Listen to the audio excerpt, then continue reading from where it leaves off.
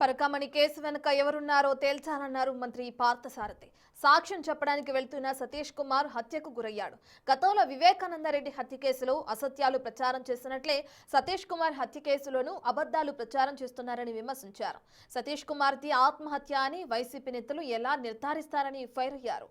సతీష్ కుమార్ హత్య కేసులో వైసీపీ నేతలకు ఎందుకంత ఉత్సాహమంటూ ప్రశ్నించారు మంత్రి పార్థసారథి.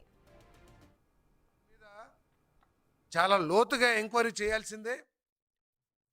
ఇదేదో 100 కోట్ల రూపాయల దోపిడీగా చూడుకోకుండా వందల కోట్ల మంది భక్తుల మనోభావాలకు సంబంధించిన కేసుగా దీన్ని ఎంక్వైరీ చేయాల్సిన అవసరం ఉంది. ఎవరు దీని వెనకాల ఉన్నా సరే వారిని బయటికి తీసుకొచ్చి ప్రజల ముందు దోషులుగా నిలబెట్టాల్సిన అవసరం ఉందని చెప్పేసి కూడా నేను ఈ సందర్భంగా తెలియజేస్తాను. ఏ విధంగా అయితే వివేకానంద రెడ్డి గారు చనిపోయిన తర్వాత అది గుండెపోటు అని ప్రచారం చేశారో అదే విధానాన్ని, అదే విధమైన ప్రచారాన్ని మళ్ళీ సతీష్ కుమార్ గారి దాంట్లో చేస్తున్నట్లు ప్రజలందరూ కూడా భావిస్తున్నారని చెప్పేసి, అది వాస్తవం కూడా అని చెప్పేసి మనం చేస్తాను. నేను వారి కుటుంబ సభ్యులు కూడా హత్య కాబడ్డాడు మా సోదరుడు అని చెప్పేసి ఆయన సొంత సోదరుడు స్టేట్మెంట్ ఇస్తాడు. కానీ వైసీపీ వాళ్ళకి మాత్రం పోలీస్ కంటే ముందు, పోలీస్ డిపార్ట్మెంట్ కంటే కూడా ముందే వీళ్ళకి తెలిసిపోతుంది ఆత్మహత్య అని చెప్పేసి.